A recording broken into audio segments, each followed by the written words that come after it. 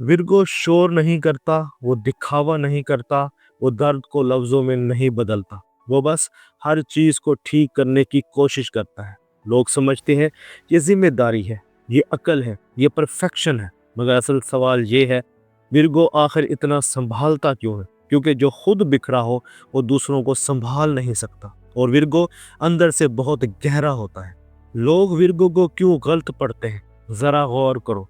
Virgo कम बोलता है मगर सब नोट करता है। विर्गो जज्बात नहीं उछालता मगर हर बात दिल पर लेता है, और यही खामोशी लोगों को धोखा दे देती है। विर्गो को कोल्ड या क्रिटिकल क्यों कहा जाता है? विर्गो को कोल्ड इसलिए कहा जाता है कि वो फौरन रद्द अमल नहीं देता। विर्गो को क्रिटिकल इसलिए कहा जाता है कि वो चीज़ों को गहराई से देखता है, मगर सच ये है, विर्गो तनकीद नहीं करता, वो महफूज करना चाहता है। वो देखता है कि कहाँ चीज़ टूट रही है, कहाँ नुकसान हो रहा है, कहाँ दिल जख्मी हो सकता है, और इसलिए वो पहले ही ठीक करने लगता है। यही खूबी कब बोझ बन जाती है, यहाँ से असल कहानी शुरू होती है। विर्गो की सबसे बड़ी ताकत इसकी तवज्जो है, मगर यही तवज्जो कभी कभी इसका बोझ बन जाती है। वो हर बात में अपनी कमी ढूंढ लेता है।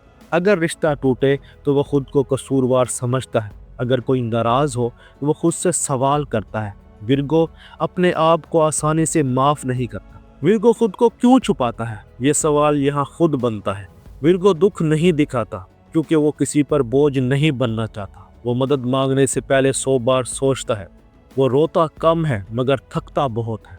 लोग इसकी ताकत देखते हैं, इसकी थकन नहीं, और यही वजह है कि विर्गो अक्सर अकेला महसूस करता है, लोगों के बीच में भी। डीप सोल विर्गो असल में क्या चाहता है, यहाँ सबसे अहम बात आती है। विर्गो दिल से क्या मांगता है? विर्गो अटेंशन नहीं मांगता, वो ड्रामा नहीं चाहता, वो वादों के शोर से मुतासिर नहीं होता। वो बस सुकून चाहता है, ऐसा सुकून जहाँ इसे साबित ना करना पड़े कि वो काफ़ी है, जहाँ वो ठीक करने की बजाय बस मौजूद रह सके। दोस्तों, अब तुम ये समझ चुके हो कि विर्गो इतना खामोश क्यों है। ये कमज़ोरी नहीं, ये गहराई है। लेकिन सवाल अभी बाकी है। अगर विर्गो इतना सब संभालता है तो फिर कौन है जो विर्गो को संभालता है? अगले हिस्से में हम इसी सवाल के अंदर जाएंगे, जहां विर्गो की मोहब्बत और इसकी थकन आमने सामने आती है। पहले हिस्से में तुमने ये समझा कि विर्गो खामोश क्यों रहता है और सब कुछ ठीक करने की कोशिश क्यों करता है। अब यहाँ से हम एक कदम और गहरे जाते हैं। अब बात सिर्फ खामोशी की नहीं, थकन की है। विर्गो सब कुछ संभालता क्यों है? जरा सोचो। विर्गो वो इंसान है जो टूटी चीजें पहले देख लेता है। रिश्तों में दरार, माहौल में बेतरतीबी हो या किसी के लहजे में दर्द, विर्गो सबसे पहले महसूस करता है, और फिर वो एक फैसला करता है, मैं संभाल लूंगा।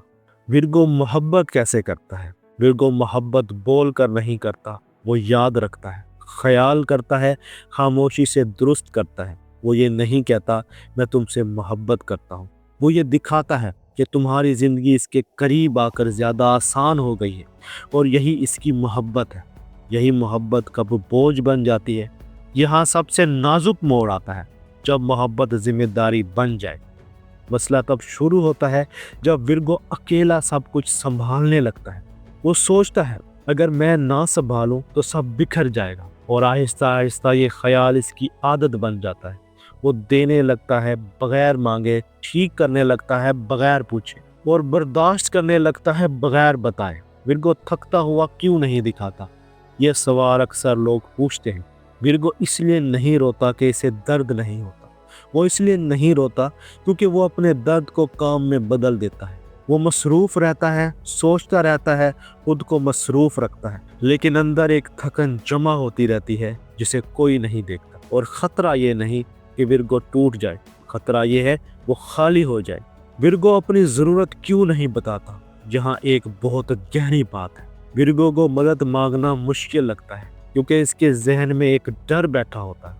अगर मैंने कहा कि मैं थक गया हूँ तो लोग मुझे कमज़ोर समझेंगे, इसलिए वो मजबूत बना रहता है, चाहे अंदर से कितना ही बोझ हो।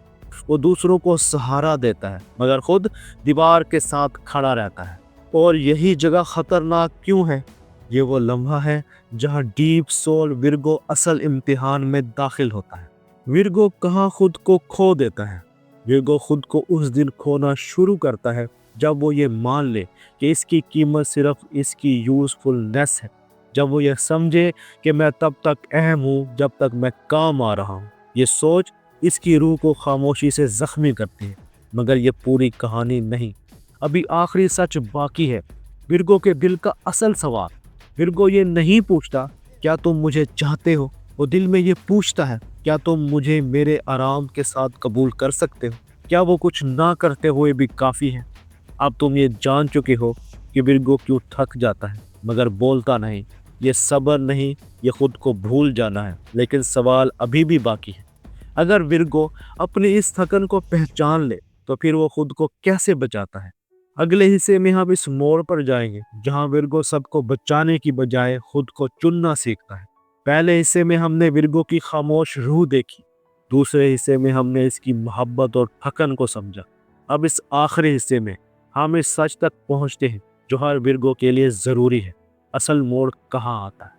विर्गो की ज़िंदगी में एक दिन ऐसा आता है जब वो सबको संभालते संभालते खुद को पहचानना भूल जाता है और फिर एक सवाल खामोशी से उभरता है, अगर मैं रुक जाऊं तो क्या मैं फिर भी काबिल कदर रहूंगा। ये सवाल विर्गो को कम डराता है, मगर यही सवाल इसकी शफा की कुंजी भी है। विर्गो खुद को बचाना क्यों सीखता है। विर्गो को खुद को बचाना इसलिए सीखना पड़ता है क्योंकि वो देर से समझता है कि हर मसला इसकी जिम्मेदारी नहीं। वो आहिस्ता आहिस्ता ये मानता है हर दिल ठीक करना इसका काम नहीं, हर खला भरना इसकी ड्यूटी नहीं, हर खामोशी इसकी गलती नहीं। ये मानना विर्गो के लिए आसान नहीं होता मगर ज़रूरी होता है। हदें बनाना कब सीखता है, जहाँ एक बड़ा बदलाव आता है। हदें मोहब्बत के खिलाफ नहीं, मोहब्बत के लिए। जब विर्गो हदें बनाता है तो लोग चौंक जाते हैं, कहते हैं तुम बदल गए हो, तुम पहले जैसे नहीं रहे।